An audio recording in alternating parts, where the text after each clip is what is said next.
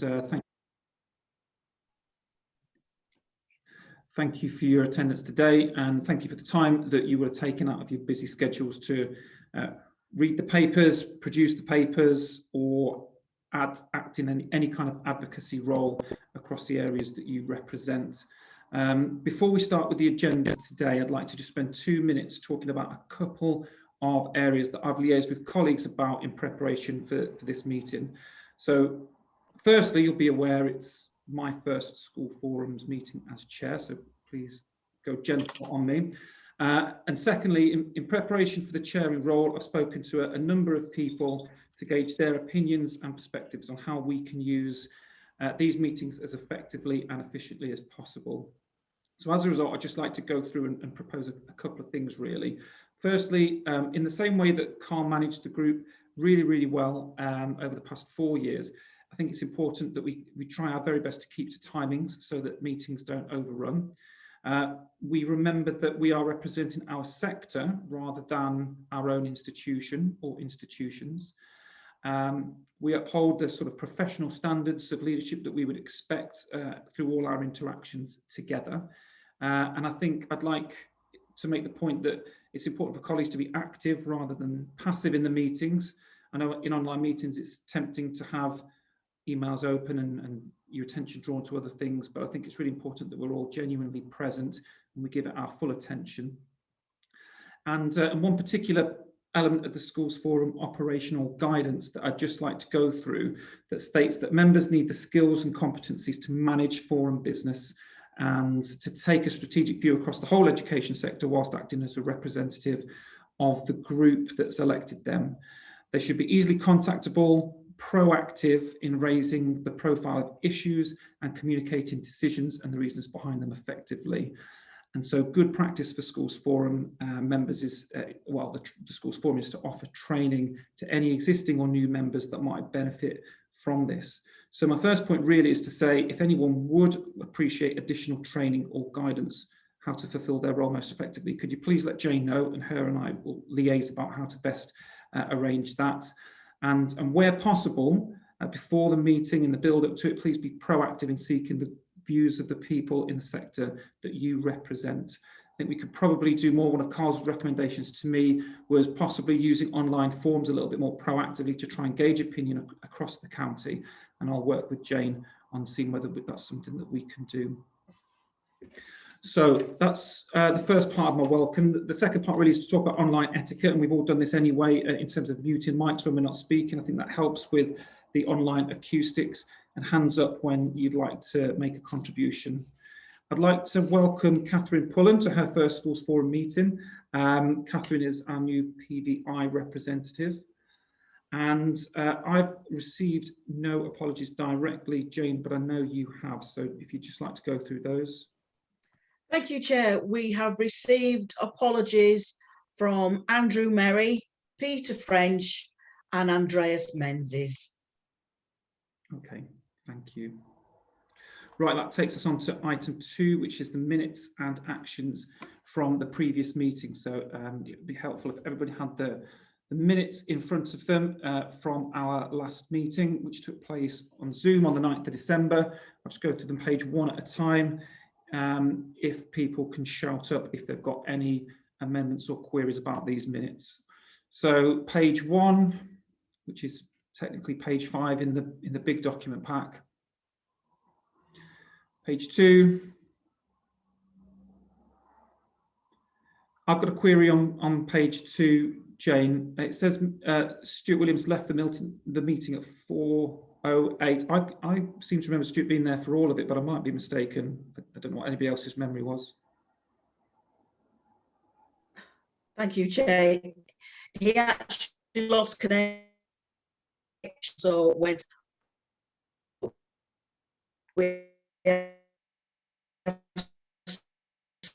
some more.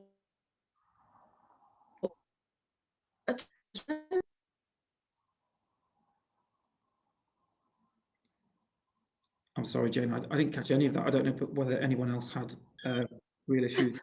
All right. Yeah, the reason he was recorded as logging off and logging in is because he lost his IT connection, so the meeting kicked him out and it records that. But that's all. Sorry, I'll carry on then. So page 3, page 4,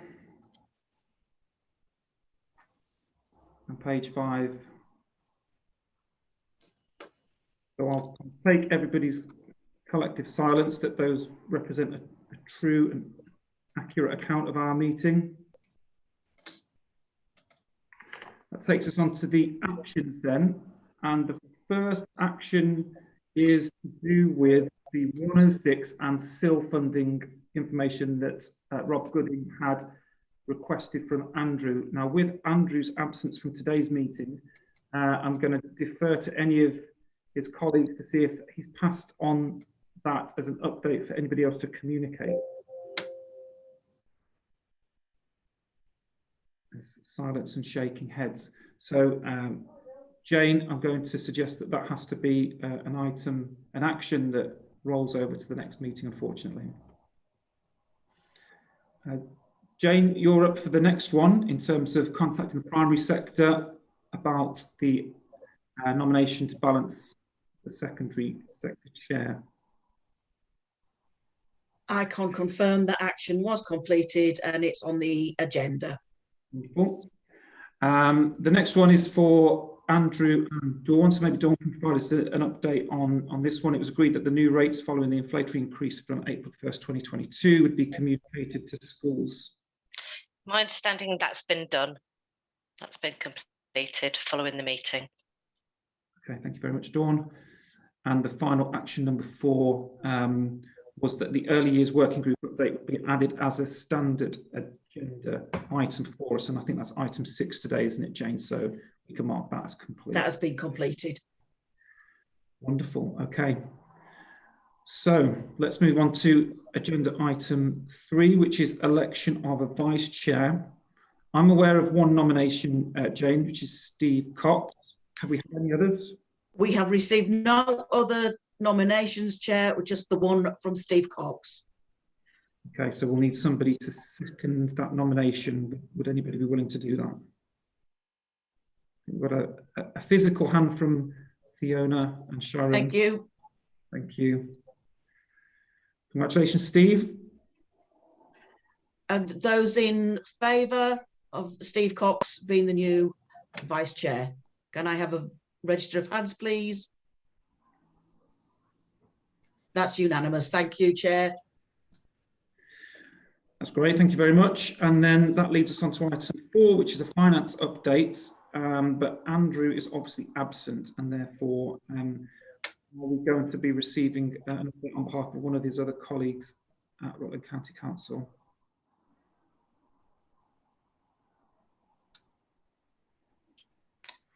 There isn't another finance officer available for this meeting, so Andrew's obviously put in a written finance update, but there's nobody else from finance at this meeting. Okay, thank you, Dawn. Obviously, we'll have all read through the paperwork that Andrew had submitted. This is for information only. There's no decision for us to make here. So I'm just going to open it up to the floor for anybody to make comments or queries about what Andrew has produced for us.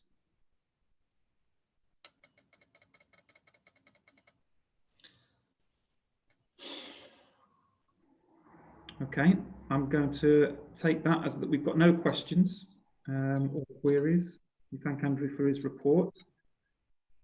And we'll move on to item 5, which is the SEND recovery plan. And I believe, Louise, you are going to present this for us. So I'll hand over to you at this point. I am. Thank you so much. Okay, so in light of the fact that we've had the finance report, which is telling us that there's going to be a carry forward deficit of over £1 million into next year, unfortunately, sadly, that leads us neatly into why we have the SEND recovery plan, and this group you're the people who have tasked much of the SEND recovery plan and backed it with your confidence and the funding, and the work that I do most often is to say, this is schools organising themselves to say, we need to have an impact here. We need to make a difference. So I just want to dash through there's a couple of documents that I shared, rather than writing you a written report as I normally do, a narrative report. I felt it would be better to use the time that I had to do this to update the actual recovery plan report. So that's the one with the coloured boxes in it, which was attached to the agenda. I'm not going to go through it. I'm going to pick out some key areas and make sure everybody's clear about what the different aspects of that are. I'm going to give you some of the things that I think we need to focus in on for this next year, for this next period, let's say. But I also really wanted to draw your attention, and I've shared this with you before, to the work that Caroline Chrissy does in drawing together two aspects of the EIP work. One, and that's the other document you have had circulated. It takes you through, if you like, a chronology of how we've gone about, where we've overcome problems, or where there've been difficulties in the development of the kind of the Education Inclusion Partnership. But it also I think this is the really powerful part about what we're doing here and the impact it's having. It also talks to you, gives you evaluations that have been submitted by schools, by yourselves, but also by children. They're anonymised, so there's no sense that you're going to be able to pick out who they are. But I think that's where I would head there if you want to see the impact of this work, really. So it's a really ambitious programme. There's such it's such a breadth of kind of areas that we're trying to work on with you. So the updated plan shows you, sort of takes you all the way through that. So and I'll just list them if that's okay, rather than going into a lot of detail. So there's the nurture approach, which is both outreach into schools and also some places for children who might need them. That come through the multi-agency panel, as would any places required for particular children. But the main focus of that work is, as we've said all along, is about changing practice and helping people to better be able to support children, particularly with social, emotional, mental health needs, alongside the specialist teachers, but also to recognise attachment issues and to get in early where they can see that there are things that need to change.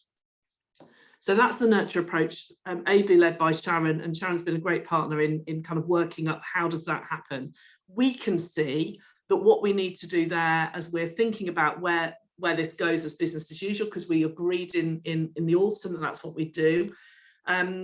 We need another couple of schools to kind of really become beacons on that nurture practice, and we haven't sounded out where that might be yet, but we can see that's where we probably need to go with that. So there's no additional funding for that. And the funding that we're spending as part of the recovery plan projects funding is fully spent this year. So, we need to think about how we're going to do that. The next area is around the Education Inclusion Partnerships. So you've got the primary one, which is for which there is practice support through a social, emotional, mental health specialist teachers alongside each of the schools, supporting the SENCO network as well. That's another key part of that, I guess.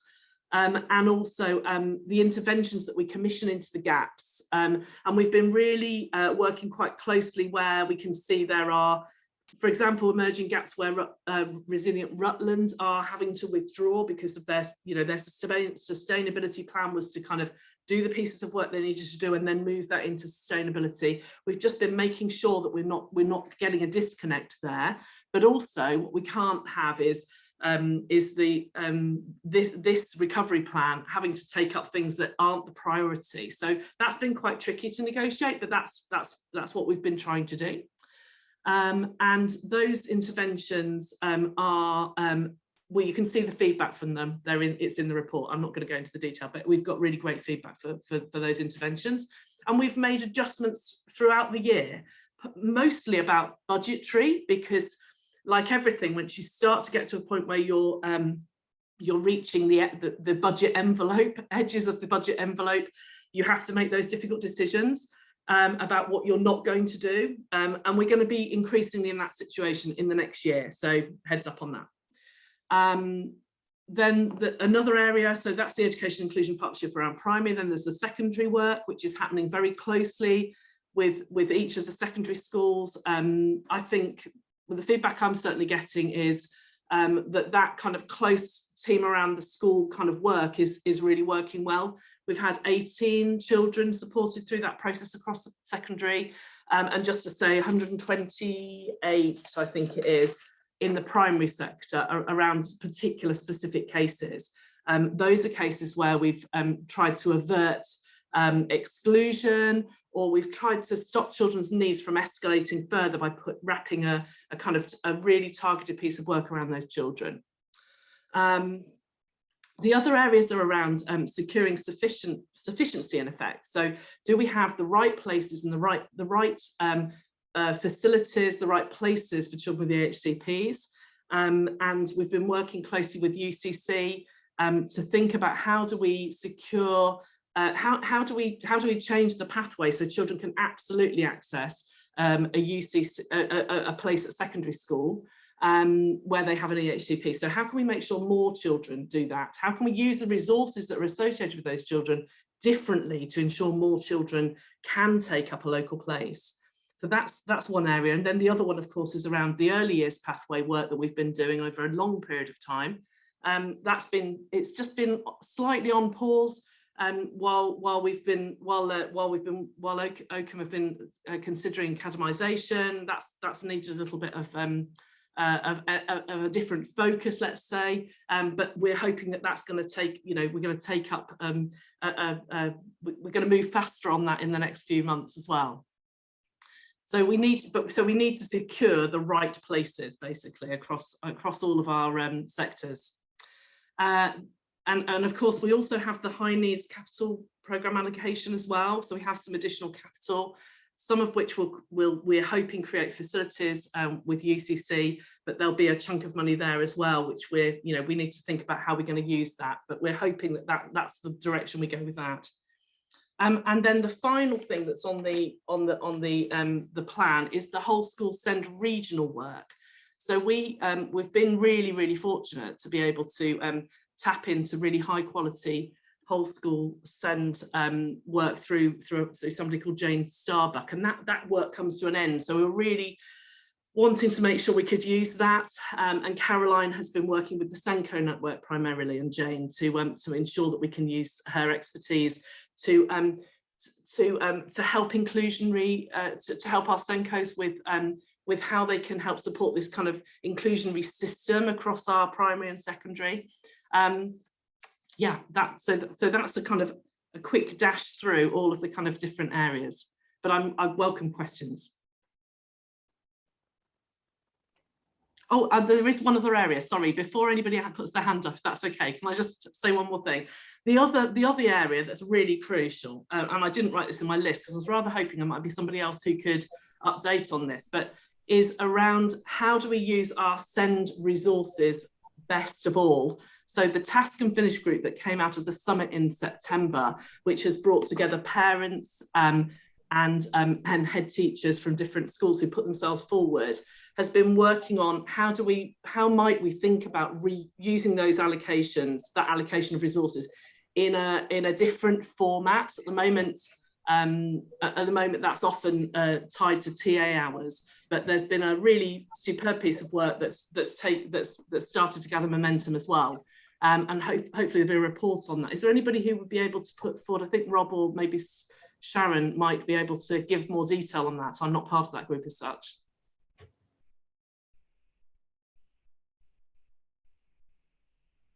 Have we got Rob with us? Apologies, I'm here, and Helen has sent me the work that we've done so far, and Fiona is also part of the group, and indeed Carl. So there's a few of us here. Is now the right time, Ben, to expand on that? Yeah, absolutely. Okay, so we've been working and we've met several times now, or sometimes, to look at options other than the TA hours going with alongside an EHCP. We all feel this does need looking at, and we need to move to a different model.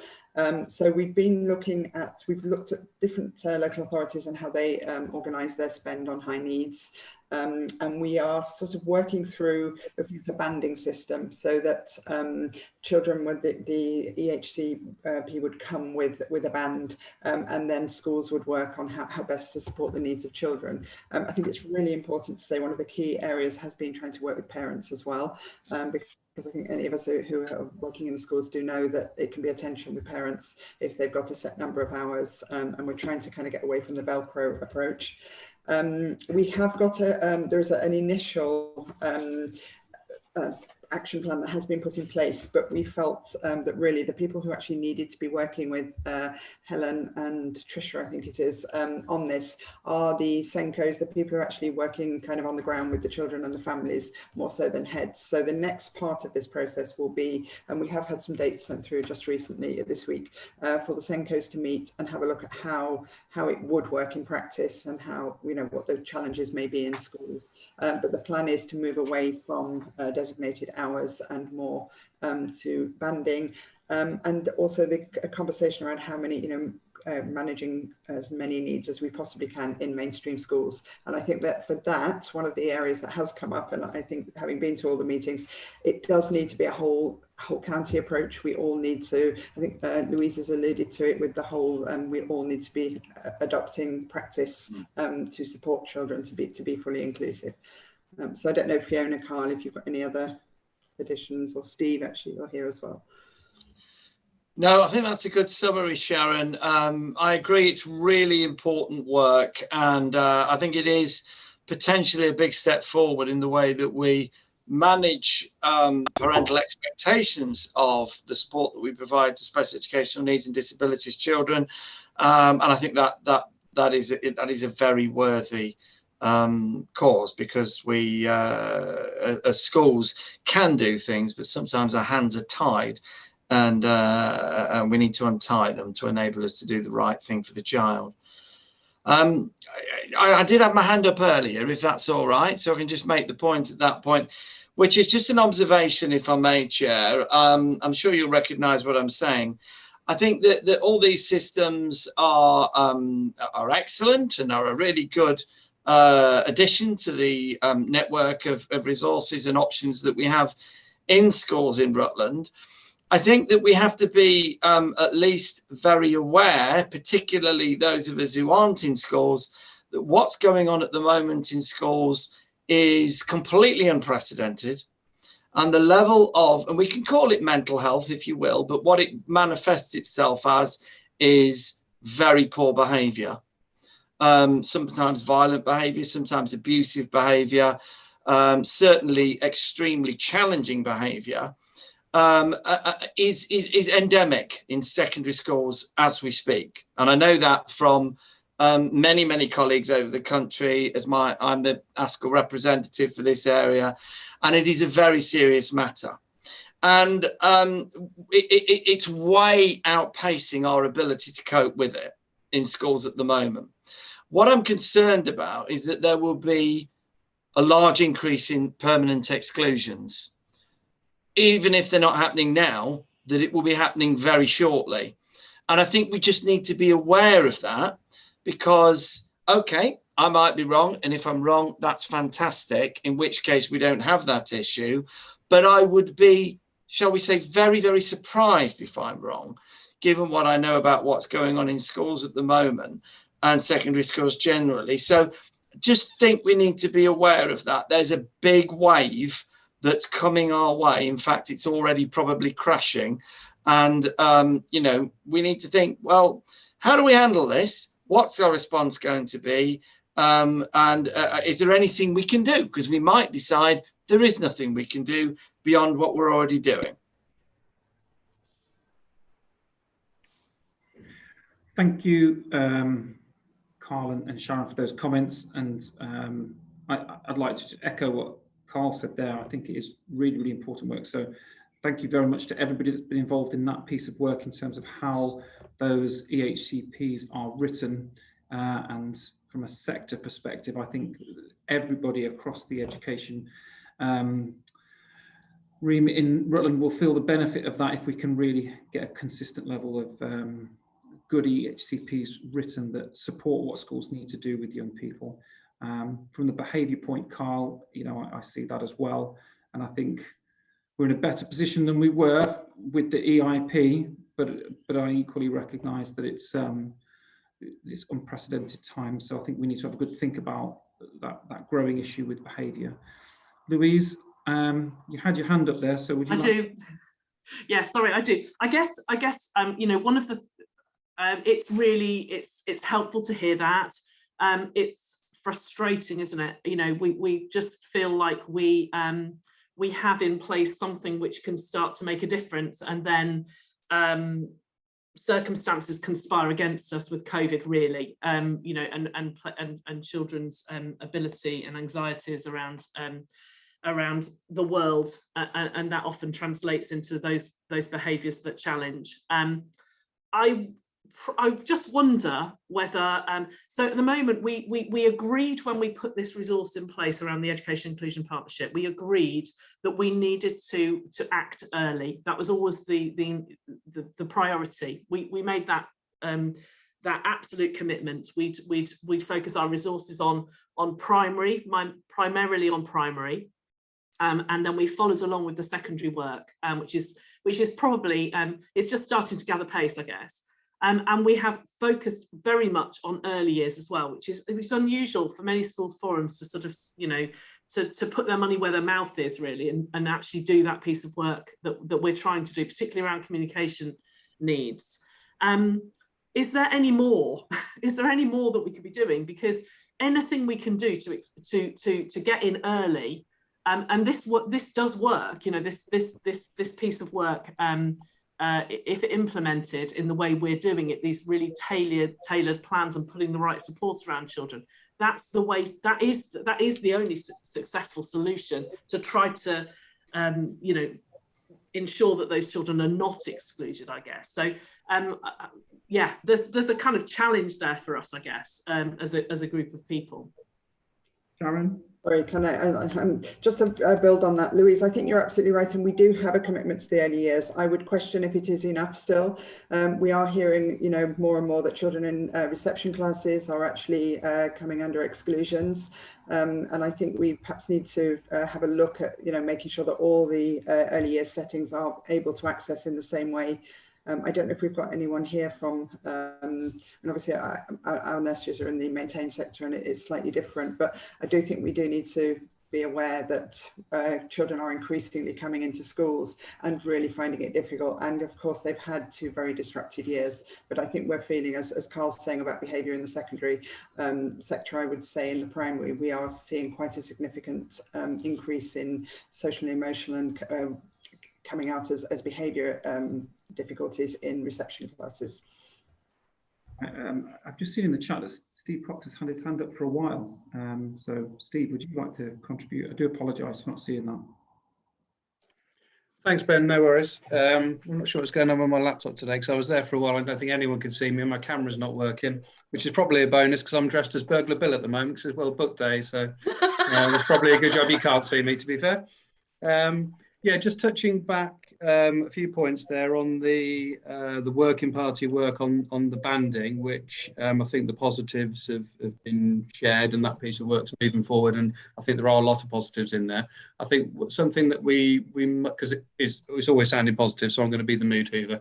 I think what is also shared and discussed in that meeting, and we shouldn't underestimate, is that alongside that, there's been no kind of finance work alongside that. There's also been no work alongside the way that plans are produced and written, because I'm sure we all know, colleagues know, there's a significant number of parents going to tribunals, and the plans are written, outcomes of that in such detail that really contradicts a lot of the work that we're trying to do.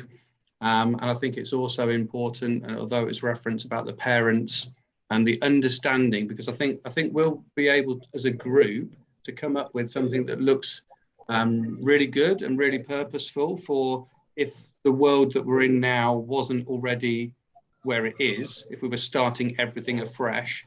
But I think we really shouldn't underestimate the impact that parent perception of hours and what their child are entitled to, the way the plans are written, because obviously plans are already in place. We're not starting every plan again.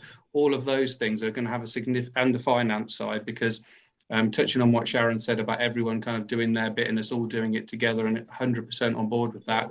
But everybody needs the financial capacity to be able to do all of those things. So whilst that piece of work is going along really well, I don't think we should underestimate the fact that without the finance part, without the parent part, without the wording of the plan part, it will not be successful. And they are huge, huge pieces. So I don't want Forum to think, oh yeah, a couple more months and that's nailed, because that won't be the case at all without those other parts. Thanks, Chair. No, thank you, and really good contributions from everybody there. So thank you very much. Louise, unless there's anything else to add, I think we've got about 7 minutes over there, and so I'm breaking one of my first. Okay, I better stop then. There's two. I would just mention early years foundation stage absolutely as a focus. The work that's also happening through Jill's project, Thriving Through Change, around transitions, is digging into that. And then just to say, Steve, just to follow on from what you're saying, we're absolutely aware that we said it would only ever be the starting point for this work, and we know that there's a piece of work to do. Again, it all needs resourcing. This is the challenge, but to actually unpick what the impact would be, and then work on how do we change the plans, the parent perception. They're very specific pieces of work, but they're absolutely on our radar. Hopefully the group will get that at the next meeting. Right, okay, so Jane, if we can just make note of the fact that we'll... Sorry, Ben had Carl with his hand up. Well, I had done. I mean, I realised Ben's moving the agenda forward, so I don't want to take people's time. It was that Louise had asked a question in her response, and I was going to respond to that. But happy to do that via email, Louise, if you prefer. And because you were saying what else can we do, what more can we do, and just thoughts about how that might proceed. But you just drop me an email. I'm happy to pop those in there. Super, thank you, Carl. Right, I'll move us on then to item number 6, which is the Early Years Working Group update. So, Catherine, is this gonna come from yourself? It is, yes, thank you and welcome. Nice to see everybody. Can I just jump on the back of that last topic and echo what Sharon says? I've not had much to do with the early years SEND recovery because we don't have any SEND children at our setting. I do know, talking from colleagues, there is still a lot of work to be done around it and a lot of extra funding needed, as I'm sure you appreciate. We've all met with the speech therapist that's come in to work with us, and the training she's done has been brilliant. But other than that, I think the resources are needed across the whole sector. But that's not part of my report today. We were fortunate enough at our last working party to meet with Andrew Murray and talk about funding, which is obviously a hot topic for us at the moment. Basically, even with the increase in funding, most settings are making a loss when children move on to funding. The increases that are coming our way with the national minimum wage going up was discussed. Other increases in running costs and things like that are all having an impact, and sustainability is becoming a problem for most of us, as most of us are now making a loss when our children move on to funding. Currently, numbers tend to go up as children access 30 hours funding, so staffing has to go up, so wage bills go up, but income goes down. We appreciate, and I said this to Andrew at the time, that Rutland only have a small pot, and that pot doesn't get any larger and therefore can't be passed on to us. So we were looking at ways that pot could be extended and how we could possibly lobby our MP, Alicia, to get some more funding from central government, because it really is dire in Rutland with the funding at the moment. The second thing we talked about was staffing and recruitment, which kind of links into funding. Most of us can only afford to pay minimum wage. Therefore, recruiting good, motivated staff that want to make it a profession is currently very, very difficult. The students that are coming through from the colleges on placement, if you get them, are unmotivated, basically don't want to be there. It's seen as an alternative and a non-academic route. And as a profession, we would like this to change. We talked about various ways we could do that, including maybe some early years managers going into secondary schools, if that would be appropriate, and talking to the childcare department or even younger children and trying to motivate them.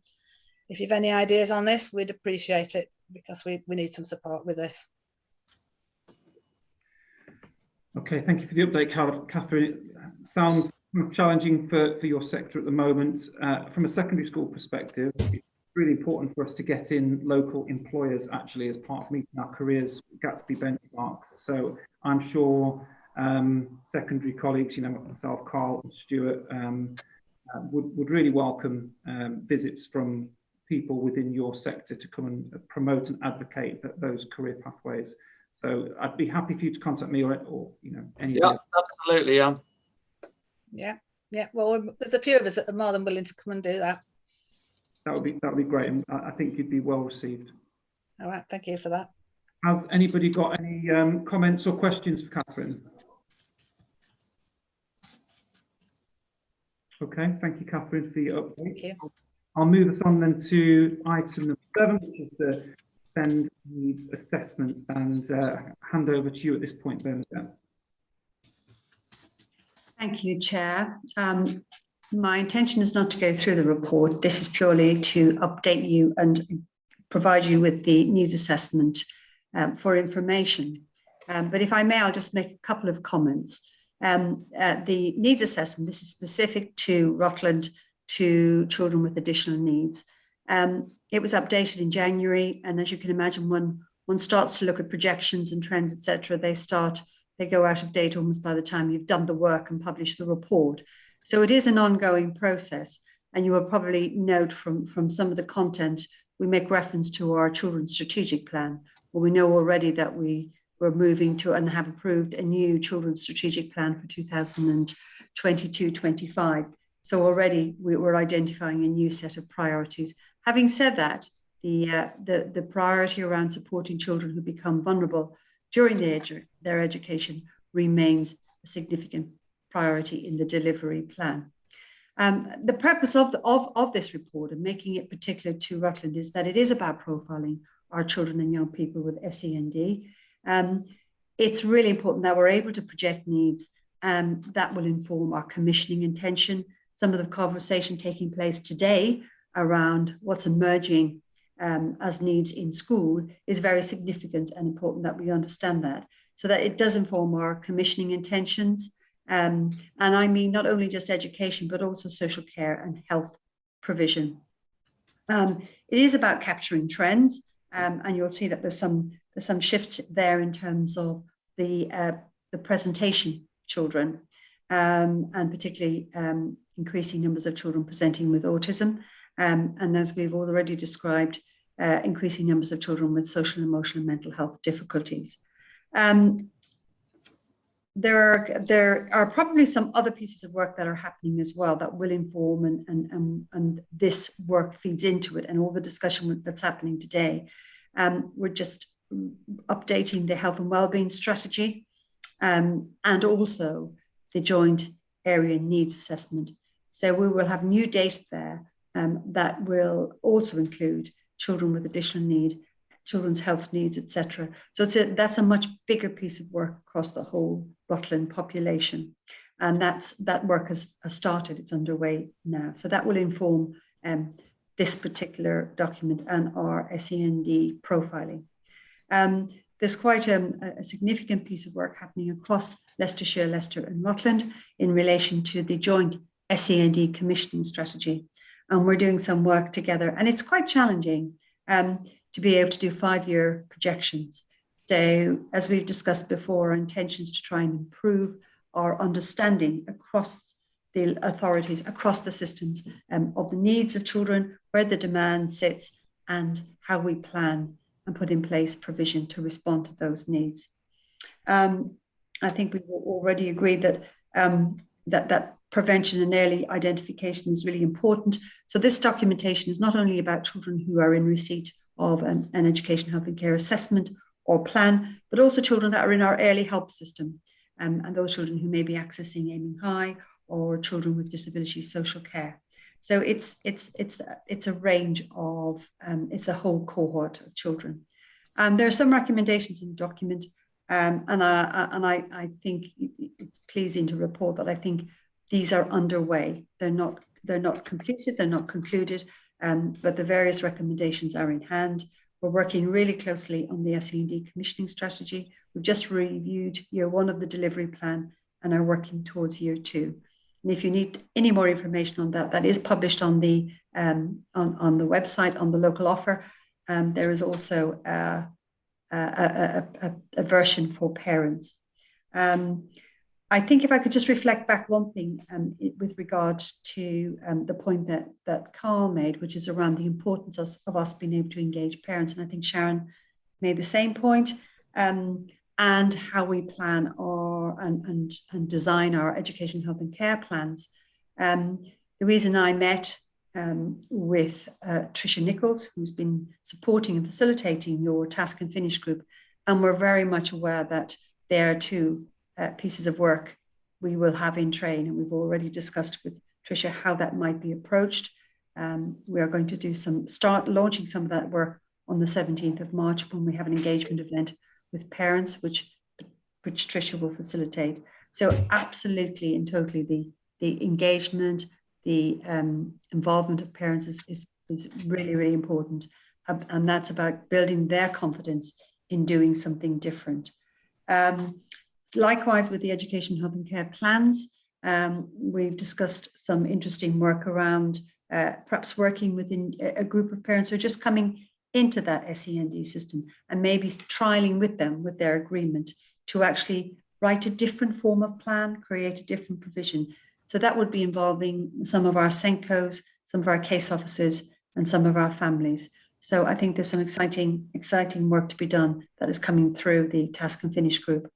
So I'll stop there. Probably it would be remiss of me not to mention children. There's the voice of children, and one of the recommendations is about children's full participation and meaningful engagement in the design of services and provision. And we've commissioned our SENDIAS, which is our independent advice and guidance provider, to do some additional work above and beyond what is required, to actually capture some work with young people around the voice of young people. And they are particularly looking at children going through transitions and children to understanding children's experience of their annual review. And I think we've started with looking at post-16 children.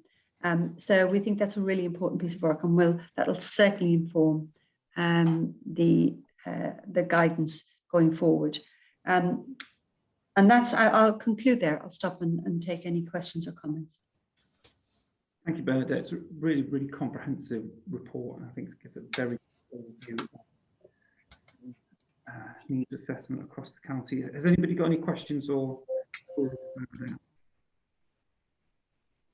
Bernadette, I just wondered whether those points that you made there about parental engagement and the work that's been going on that we talked about earlier, reviewing how EHCPs are written and constructed, captured within the bullet points and the gaps and recommendations, or is there something that could be added to that document? Is it a working document, or is this kind of published?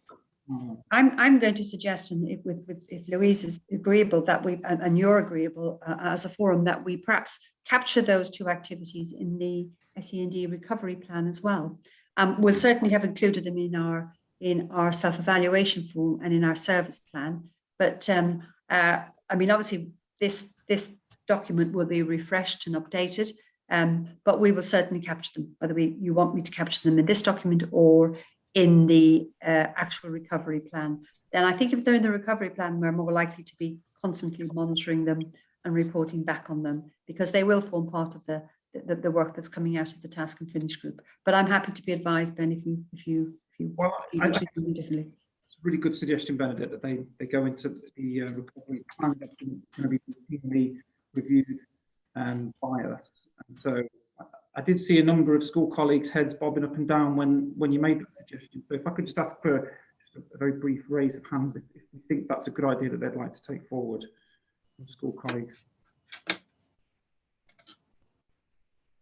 Excellent. Okay, I think we could go ahead with that. Louise. Ben, can I just say they're actually in there already? I've just had a quick look. There work with families to help them understand how the funding structures and focus on outcomes rather than TA support, and work on education, health and care plan process, making outcomes person-centred, clear and specific. So that is that piece of work. It's already in there, so we will be reporting on it, I guess. That's great. That's great. Apologies. Right. Okay. Thank you. Thank you, Bernadette. Thank you, Louise. I'm going to move us on then to the annual review, item 8, of schools forum membership is the standing item for us. I'm going to hand over to Jill for this. Yeah, very briefly, this is just to link us through into the fact that in July we do the full review of the Constitution, Schools Forum Constitution, and within that we would be looking at the membership and the makeup of the membership. So this really was in preparation for this, if there are any views about bearing in mind the legal side of how it has to be made up, but if there are any suggestions, any ideas that we could be bringing forward in terms of the Constitution for next academic year, if people could have those sent to me prior to the 2 weeks before the next schools forum. Jane, you'll have to, I'm sorry, I've meant to look up the date and forgot to do it, just so that we could be informed prior to the next schools forum, as opposed to it, because otherwise it then takes the Constitution through into the following schools forum, and we really should be getting it sorted in the July. So this really was just a heads up if there's any any views on the membership that we ought to be taking forward, then if I could have those prior to the next schools forum, please. And we also have a number of vacancies that require filling. So if anybody knows of any representative from them as governors, please send through details and suggestions.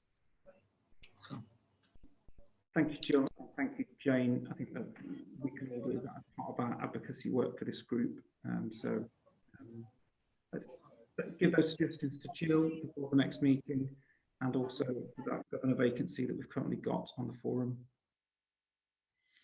Right, okay, unless anybody has anything else on that, I'm going to move us forward then to item 9, which is the annual SCAP return, and it's back to you, Jill, for this. Well, to be honest, I'm going to hand over to David, who is the expert on this. Yeah,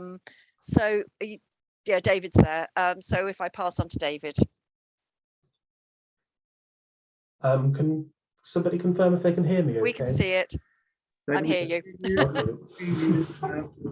David, it's 10 minutes allocated for this, but there are only 10 minutes left in the meeting, so I'm going to be as concise as possible. So good afternoon, everyone. My name's David Wiley, and I work for the Business Intelligence team at Rutland, and I have prepared this school capacity survey. So the school capacity survey is an annual return that's submitted to the Department of Education every year. There's 3 main components to it, which is a confirmation of capacity within our planning areas, a 5-year forecast for pupils, 7 years for secondary schools, and confirmation of any plans to add or remove school places in the coming 3 academic years. A planning area is a group of schools that's been pre-agreed between the department and the local authority. In Rutland, we have 1 primary planning area and 1 secondary planning area because of our size. Internally, however, we divide the county up into 3 clusters to help us to kind of better analyse local factors. So in 2021, we completed our survey within timescale. The pupil-based planning data team completed their data cleansing exercise in November. They asked for clarification on one school changing its capacity figures, but no data changes were required. And our return was signed off by the Director of Services in December. And to this right-hand side here, I have sort of a general timeline of the process.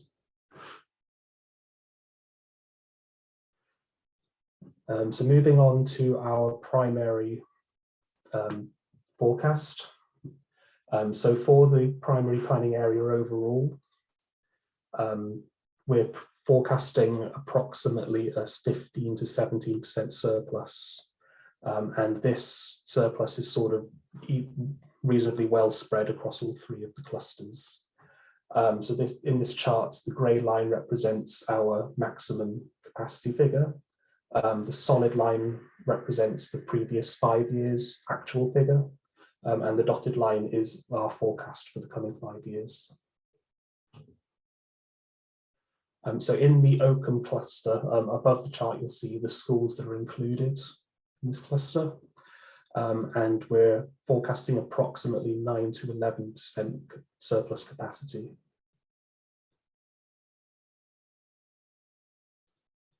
Casterton cluster, we are forecasting approximately 11 to 15% surplus capacity. And Lincolnshire have shared their forecasts with us. They forecasted approximately a 10 to 13% surplus in the Stamford primaries. And in the Uppingham primary cluster, we're forecasting approximately a 30% surplus. So moving on to secondary forecasts.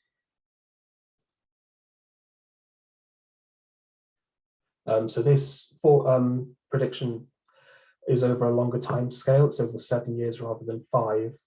And capacity is rather limited at Rutland primary schools. For the last few years, Catmus and Uppingham have offered their full cohort of Year 7 places, and Casterton has offered 30 above their PAN.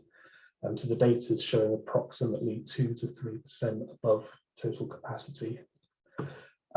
These figures don't include any potential expansion to Catmus.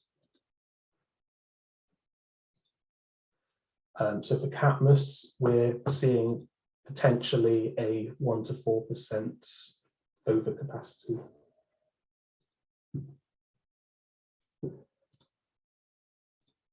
We're also forecasting above capacity for Casterton as well. The main factors for this sort of steep increase in Casterton has been sort of increasing out of county children attending at school and offering 30 above PAN for Year 7 intake for the last few years. When we've been discussing with Lincolnshire, they intend to forecast their Welland Academy forecast based on the assumption that Casterton will return to 180 PAN. So we capped our numbers at 180 to avoid double counting pupils. And a mitigating factor on this is Stamford Welland is planning to be expanding its capacity from 120 to 150. And the forecast for Uppingham Community College is that we suspect it'll remain close to full capacity. So that's it. Thank you.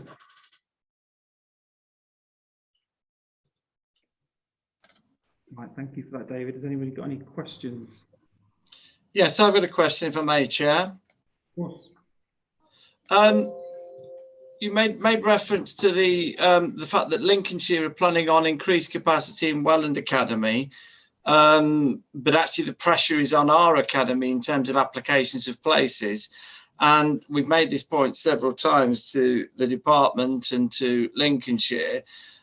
We feel that there is an inherent bias towards Lincolnshire, that there is a favouring of expansion in Lincolnshire because the authority there wants to favour Lincolnshire schools, not Rutland schools. Obviously, in that particular discussion, we depend on Rutland to be our advocate. Because and the advocates of the parents who want to send their children to our school.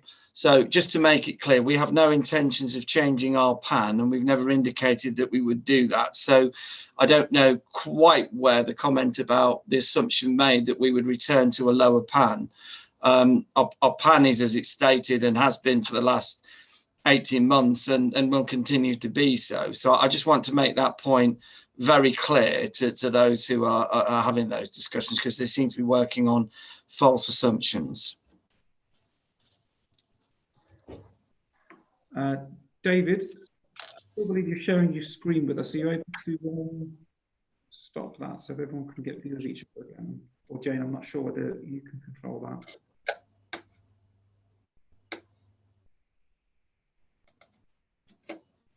It's okay, I've stopped it. David, I'm not sure whether you want to respond to what Carl's proposed there, but given that it's something very specific about his school, I think maybe that's something that you can pick up with him outside of this meeting. Yeah. I was going to say, Chair, that this is something that is being, as Carl is aware, is a conversation that we have been having for some time. And it does link to the fact that it's about the process for the SCAP, that we can, they won't give us what a number of years is, but it has to be shown for a number of years as a trend.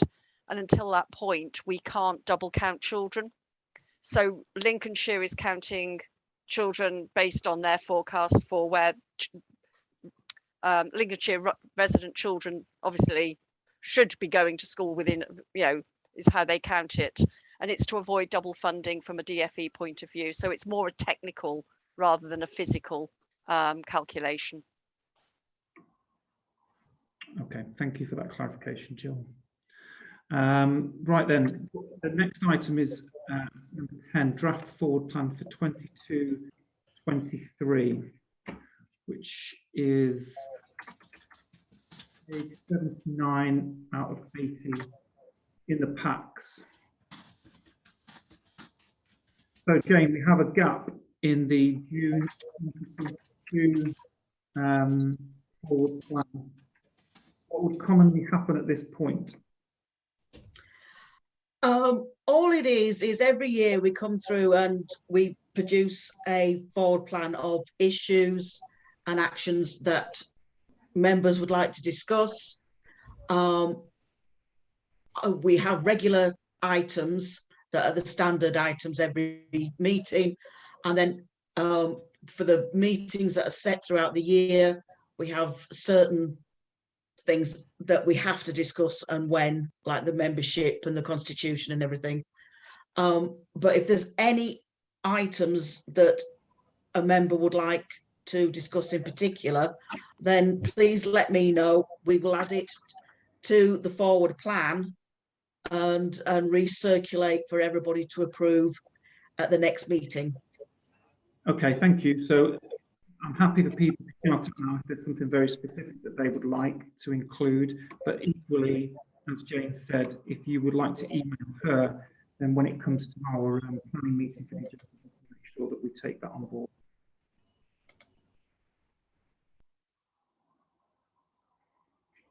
Okay, so given the silence, I will take it that colleagues are going to contact you, Jane, if there's anything specific that they would like including outside of the regular standing items that we would have. Right then, it takes us on to the next meeting dates.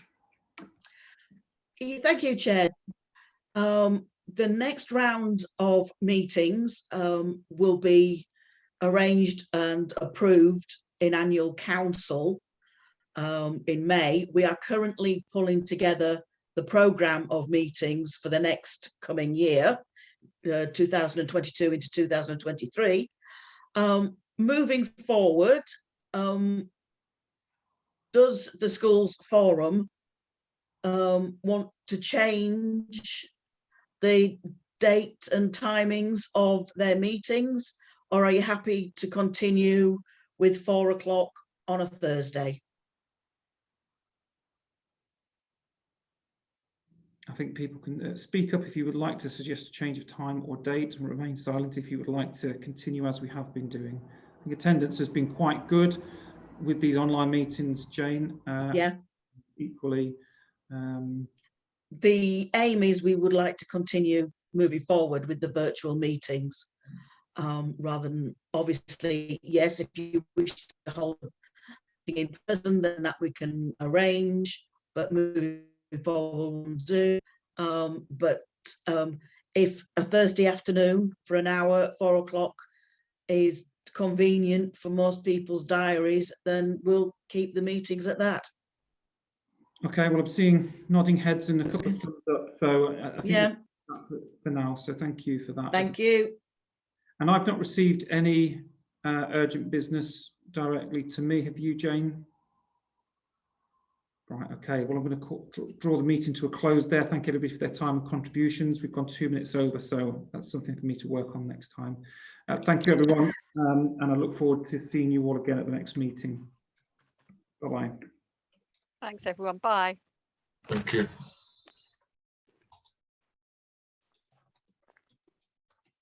Well done, Chair. Thank you, David.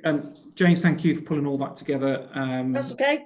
Yeah, found everything worked really well from a documentation perspective. So appreciate your thoroughness with that. That's okay. And as I say, moving forward, get some dates for the next round of meetings. I will book us in meetings, and we'll go. Fabulous, and hopefully we'll be able to get a pre-meeting in this time. I know we weren't able to do it on this occasion, but I think that would be really useful and involve Steve as well. All right, I'm going. Thanks. See you all soon. Bye.